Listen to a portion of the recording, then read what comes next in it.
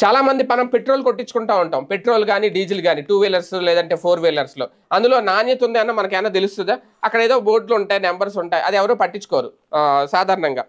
Petrol ఎంత full tank చేయించుకున్నావా, ఎన్ని లీటర్లు కొట్టించుకున్నా వాడికి డబ్బులు ఇచ్చేసి వెళ్ళిపోతాం. కానీ విజిలెన్స్ విభాగం రెగ్యులర్‌గా తనిఖీలు చేస్తే కీలక అంశాలైతే వెలుగులోకి వస్తున్నాయి. దాదాపుగా ఒకేసారి 73 పెట్రోల్ బంకుల్లో ఏకకాలంలో సోదాలైతే నిర్వహించారు.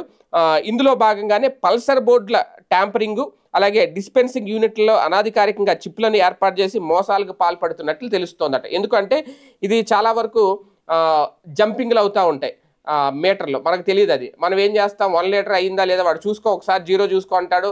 అది పరిగెడతా ఉంటుంది, రన్నింగ్లో అయిపోతుంది 1 లీటర్ అక్కడ కనిపిస్తుంది. కానీ ఇక్కడ మనకి లీటర్ వస్తుందా లేదని మనకు తెలియదు. మనం చూసుకోం, మనం ఏం కొలత కొలుచుకోం కదా ట్యాంక్లో ఎంత పడిందో. అలాగే కొన్ని చిప్పులు పెట్టి మోసం చేస్తున్నారు. ఆ చిప్పు పెట్టినప్పుడు పెట్రోల్ అయితే పడతా ఉంటుంది కానీ తగ్గిపోతూ ఉంటుంది అనమాట. అక్కడ యూనిట్లు తిరిగిపోతూ ఉంటాయి. మనం బిల్ పే చేసేస్తాం. మనం 10 లీటర్లు పెట్రోల్ కొట్టించుకుంటే 5 లీటర్లే వస్తుంది. అది తెలియదు. మనం బండి మైలేజ్ రావట్లేదు అని అనుకుంటాం. మనం 10 లీటర్లు కొట్టించాం, మైలేజ్ రాలేదని చెప్పి షోరూమ్ చుట్టూ తిరుగుతూ ఉంటాం.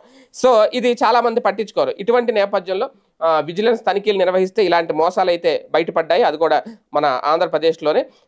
ఈసారి అంటే దీనికి ఇంకా ఎప్పటికప్పుడు రెగ్యులర్గా తనిఖీలు చేసి ఇటువంటి వాటిని నివారించడం తప్ప వినియోగదారులు కూడా ఏం చేయలేని పరిస్థితి. ఇంకా విజిలెన్స్ తనిఖీలు ఎప్పుడు రెగ్యులర్గా జరుగుతుంటే కాస్తంత ఇలాంటి మోసాలని అరికట్టొచ్చేమో. అలాగే ఇలాంటి బంకుల మీద కూడా సీరియస్ యాక్షన్ తీసుకోవాలి.